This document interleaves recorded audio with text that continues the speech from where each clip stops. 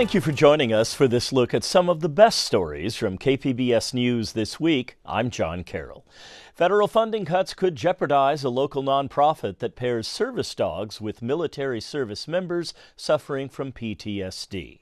Plus, uncovering long-buried secrets, how an archaeological team is helping identify graves in North County. And, ready or not, driverless cars will soon be transporting passengers around San Diego. We begin with our top story. The first atmospheric storm of the season is arriving in San Diego County. KPBS reporter Alexander Nguyen shows us how the County Public Works Department prepared. The shovels are out. Ready? The sandbags prepped. And the signs packed and ready. Teams are ready, they're prepared. Connie Tabor is with the county's Public Works Department. She says the crew has been working hard to clear storm drains and inlets in anticipation of this storm. We conduct tree trimmings as well as keeping the roads clear of debris. She says the team has been working 10 to 12-hour days prepping for this storm, including putting fiber rolls and sandbags along streets prone to flooding. The county is also keeping an eye on recently burnt areas. The concern for recently burnt areas like this one here in Spring Valley is that heavy rain could cause debris flows and damage homes. It overflowed into my garage area and then down my driveway. It was just mostly mud. Joe Payne has lived in Spring Valley for 32 years, and that has only happened once. Because of the heavy rain. He lives next to this wildlife refuge. In September, a lodge fire burned up to his fence line, but he's not worried about the storm. We've had fires burn back this far numerous times. I would say at least 3 or 4, and we haven't had any issues with floodings after the fires like that. In some areas, flash flooding is a concern. Several fire stations in the unincorporated areas are providing free sandbags. Alexander Nguyen, KPBS News. The longest government shutdown in U.S. history ended this week.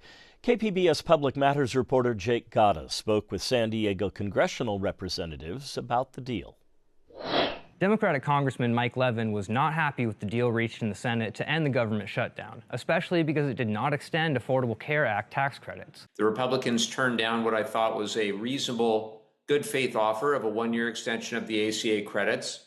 And then 8 Democratic senators decided to undercut the weeks and weeks of fighting to basically give the Republicans everything they wanted. Extending the tax credits was a top priority for congressional Democrats. Without them, Obamacare enrollees will see huge bill increases next year. I've spoken with so many of my constituents who are angry and concerned about this. The deal that passed in the Senate did include a year of funding for SNAP, the federal food assistance program that the Trump administration fought to pause during the shutdown. Democratic Representative Scott Peters said while he opposes the deal, he's glad that families won't go hungry. You have people on food assistance who were, potentially going to face really severe hunger issues, and maybe so we avoided that. I think that's good. Both Levin and Peters said the fight for affordable health care is far from over, and Republicans can't avoid scrutiny for very long. They're going to hear from people who in January are actually going to see not just letters telling them that their bills are going up, but they're actually going to see those bills with astoundingly higher prices for the healthcare bills. The Republican plan, to the extent I've seen one, is put everybody in high deductible health plans, junk plans, and have huge out-of-pocket costs. And that really isn't a solution. It's a solution for the healthcare companies, the insurance industry, but the average person gets a huge bill. Senate Republicans agreed to hold a vote on extending the tax credits next month in exchange for concessions like tougher abortion restrictions. Jake Gatta, KPBS News. Disruptions in federal government operations since President Trump took office are having a direct impact on San Diego's economy. KPBS military reporter Andrew Dyer has the findings of a report out this week.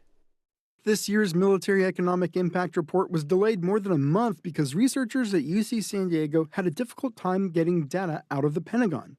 David Boone is the president and CEO of the San Diego Military Advisory Council, a nonprofit that publishes the annual report. Producing the report this year was, I'll say, difficult. Difficult because we normally get the data from Department of Defense in March, April.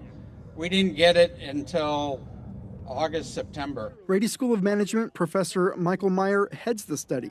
It's produced by compiling the local economic impact across a wide range of data from the government, everything from what the government buys to the military, civilian, and contractors it pays. We rely on a large collection of data through largely federal government sources, and the difficulties of the past year, specifically the reductions in federal employees, has made that data even more difficult to collate. And what that data showed was a retraction in San Diego's defense economy. Meyer points to two major causes. One is the retirements and the separations of these federal employees. We already started to see that have an impact in the last fiscal year. The other was how the government was funded during fiscal year 2025 via a continuing resolution that kept spending locked at 2024 levels. The result is a 3% retraction of the defense economy. Last year, it made up a quarter of San Diego's regional economy. This year, the $61 billion impact represents about 22%. Less spending means fewer jobs, more than 16,000 fewer jobs, according to the report. Overall, in terms of employment, we saw a reduction of approximately 4%, and that is across a variety of sources. Meyer says he thinks there are missing numbers related to military startup contracts locally, something he's hopeful there will be good data on next year. Andrew Dyer, KPBS News. An Oceanside nonprofit that pairs specially trained dogs with wounded service members is set to lose its federal funding. KPBS health reporter Heidi DeMarco explains what's at stake for those who depend on the program. I got 3 Purple Hearts, so there's some clusters. Well, my name is Charles Service, and I served most of my tour in Vietnam.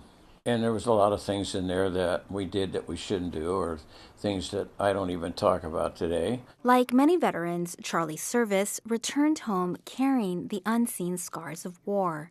What happens to a person who does that kind of stuff, you come back with a severe PTSD.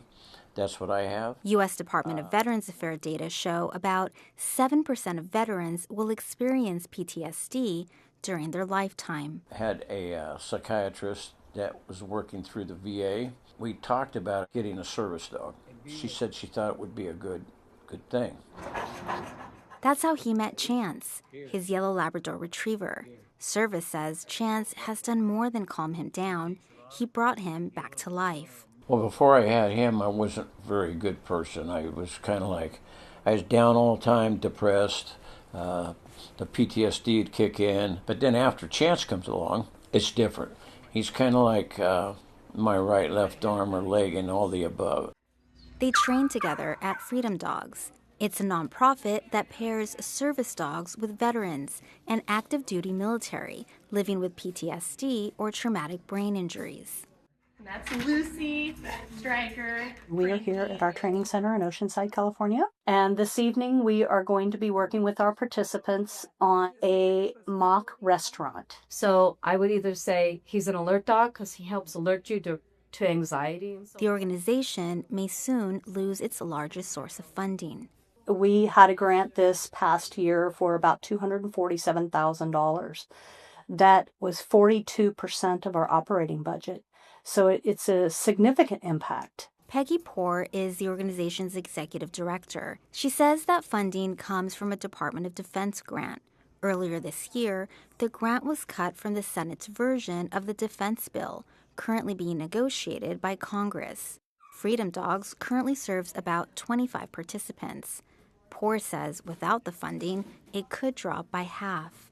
We will receive our final payment in December of this year. And then we're done. She says that support can be life-saving. More than 6,000 veterans die by suicide each year.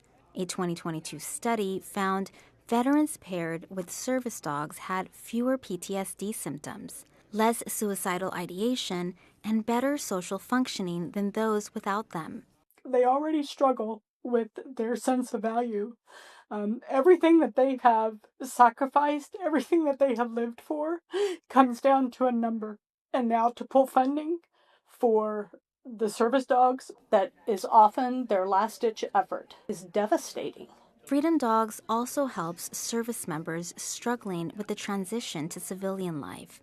Chris Rojas says he's leaving the Marine Corps early because of mental health challenges. Getting told you're getting out and you have all these, mental health, disabilities and issues you have to deal with. I mean, it's definitely like heartbreaking to think you're broken and you kind of get hopeless. Rojas joined the program over a month ago. It will take about 2 years to be matched with his own service dog. And I think this place really give me at least a lot of hope in that I can be okay after. And I'm seen as a human and not a robot. I'm not just a number anymore.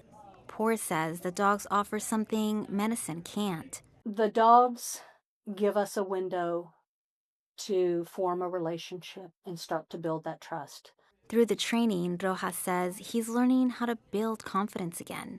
Getting paired with a service dog feels like a second chance for him. I'm not scared anymore to transition out, and I have hope that I can be back to normal and integrate and becoming like successful and, good member of society again. Since our interview in the last month, Rojas says 2 of his friends and fellow Marines have taken their own lives. One had just begun the Freedom Dogs program. Rojas says the loss of his friends is starting to hit him, but the program gives him a space to be heard, and training with the dogs is helping him cope. For Poor, it's a painful example of what's on the line. Finding joy again, living life without fear. If you could put a price tag on that, it's way more than what Congress is, battling on approving for us. The nonprofit is now asking local donors to help keep the program running if funding goes away. Okay, come on, Chance, let's go. Freedom Dogs needs that money. It needs that money to train dogs, needs that money to maintain participants like us. For now, the other service members in the program are still waiting for their chance. Heidi DeMarco, KPBS News. If you or someone you know needs help, contact the 988 Suicide and Crisis Lifeline by calling or texting the number 988. Back in July, Congress cut more than $1 billion for public broadcasting. This week, industry leaders gathered at KPBS for a California State Assembly Committee informational hearing. KPBS reporter Katie Anastas says they worry about community access to trustworthy local news. I don't think people appreciate what is happening to journalism in this country and what has happened to local news coverage specifically. If you recognize that voice, that's because it's been on national airwaves for almost 3 decades. Former NPR broadcaster Jack Speer expects fewer public media journalists to have such long careers. Since the early 2000s, the number of working journalists in the U.S. has fallen by more than 75%. During that same period of time, the country's lost roughly a third of local and regional newspapers. In July, Congress cut more than $1 billion for public media. Industry leaders say filling the gap will be a challenge. Andy Russell is the president and CEO of PBS SoCal. He says many community organizations that have donated to public media in the past are dealing with federal funding cuts of their own. They have fewer resources. They're dealing with their own financial crises. So what would be traditional partners we can go to, say, how can we do things together? They're working through some really tough cuts. So some of those traditional avenues and partnerships are not there. That's the case for Radio Bilingüe, a network of 16 stations that broadcasts in English, Spanish, and indigenous Mexican languages. The network has also lost more than $300,000 in annual federal funding. This is a serious setback, not just for us, but for the rural and low-income communities we serve every day. For them, Radio Bilingüe is usually the only reliable source in their languages for local news, emergency alerts, educational programming, civic information, and of course, our daily programs celebrating Latino arts and culture. Assemblymember Chris Ward chairs the committee. He says panelists shared information he can take back to Sacramento when the legislative session starts in January. What can California do more to be able to provide some financial support to be able to help what we see as a community asset? Without more support, he says, communities across California could see major losses in local news coverage. Katie Anastas, KPBS News. Families who remember the La Colonia community in what's now Solana Beach have a report showing how many people were buried in their graveyard. KPBS Sci-Tech reporter Thomas Fudge tells us about the archaeological efforts to identify and honor the dead. It's Saturday morning, and volunteers are putting up 2 crosses on what they believe are the graves of Lupe and Mary Gutierrez Gonzalez, who died in infancy. As you can see, they passed away in 1929. They were only 2 days old, and they had respiratory problems. They died very young, but were not forgotten. Michael Beltran was one of several people who showed up at the cemetery this morning. He grew up in La Colonia de Eden Gardens, what some people called a little Mexican village in North County. Beltran says the surviving brother of the buried infants met him at a restaurant, and he knew he was leading an effort to discover the secrets of the cemetery just below St. Teresa of Carmel Church in Del Mar. And he tells me, you know, I believe we have 2 twin sisters there. We just don't remember where the markers are, and they're gone at this time. Beltran and other members of the La Colonia Community Foundation eventually made contact with an archaeologist named Jimmy Daniels. Daniels uses ground-penetrating radar, GPR for short. He scanned the graveyard and produced a report that outlined multiple underground anomalies that he believes are grave shafts, most of them unknown and unmarked. You know, they have a record of the number of people that were buried here, and it doesn't match the number of markers that we have. Daniels believes the twins, Lupe and Mary, are buried here, based on stories from the community and scans by ground radar. And kind of verified those locations with additional passes with the GPR and found 2 anomalies that were roughly the size you would expect for an infant burial and kind of evenly spaced apart. He says identifying grave sites for sure would require physical evidence. But that's not the goal here. The goal here is to give some kind of, semblance of approximation and some sort of scientific evidence to kind of back up the locations of these burials without disturbing, the integrity of the burials. A small community, most of them with family connections to La Colonia, has formed to erect new grave markers and keep the graveyard clean. Like Lupe Trejo, whose grandparents are buried here.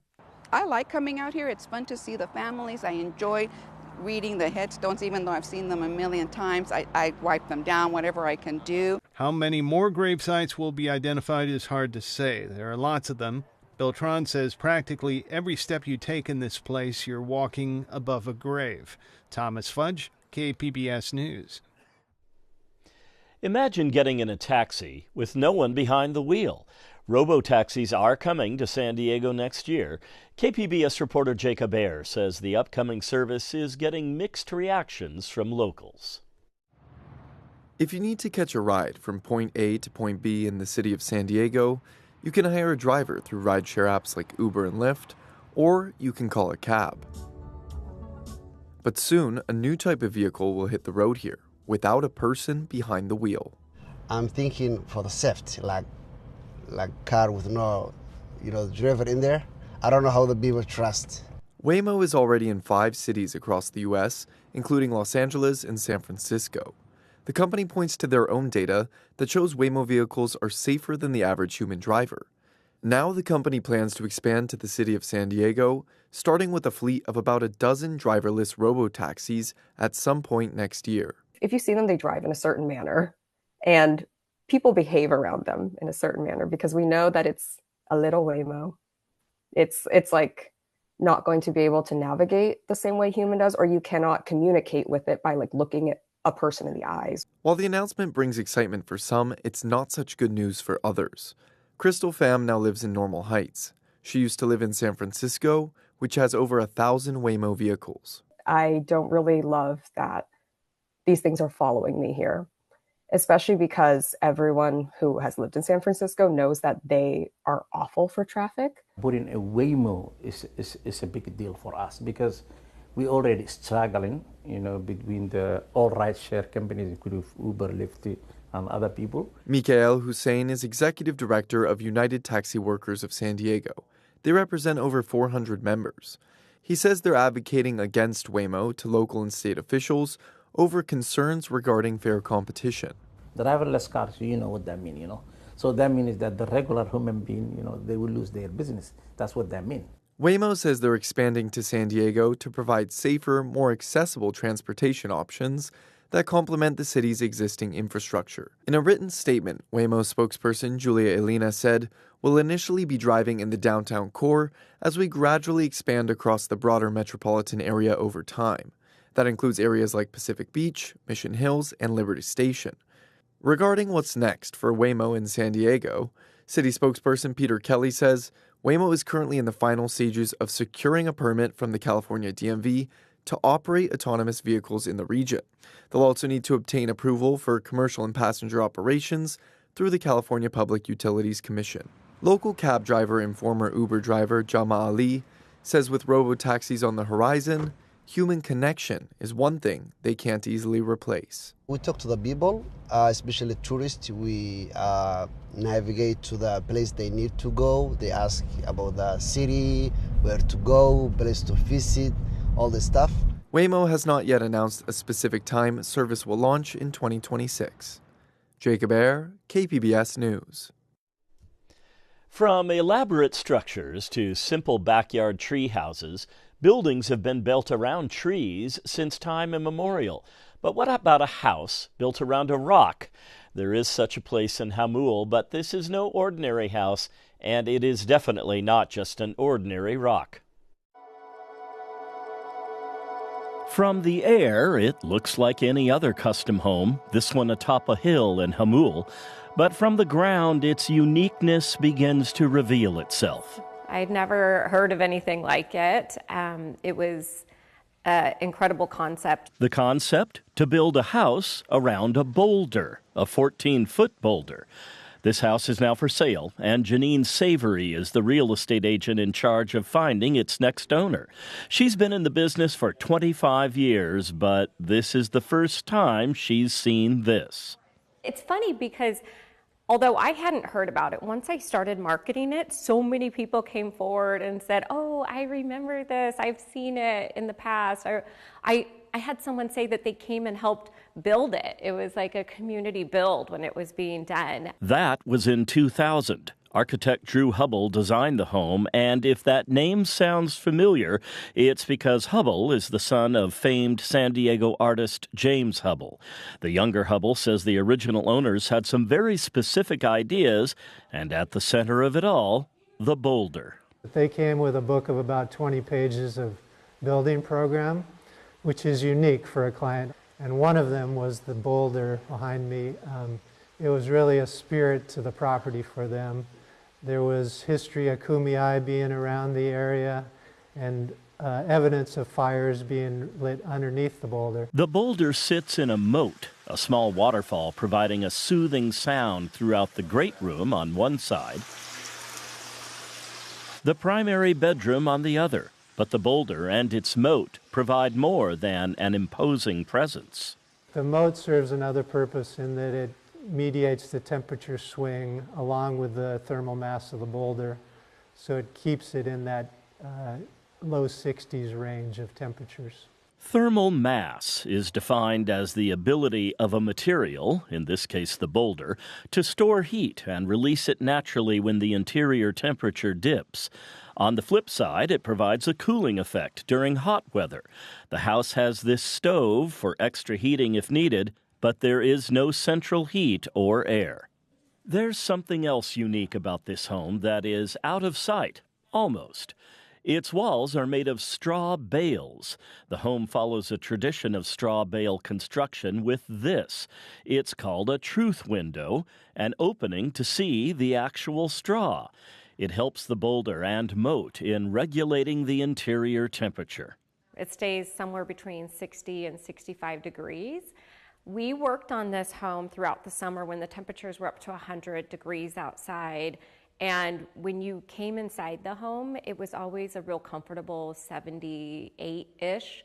So the cooling properties of it combined with the heating from the exterior and then the superior insulation of the straw bale, it really did self-regulate to like a nice, comfortable temperature. At nearly 3,500 square feet, the home is not huge. There are 2 guest bedrooms, and the kitchen is part of the great room. But then there are the outside spaces. This is a house that practically begs you to get outside of it. It is surrounded by beautiful convivial conversation spaces, courtyards, fountains. Come on, I'll show you. Not surprisingly, there is a pool and a jacuzzi. This was actually a later add-on, but there's still more.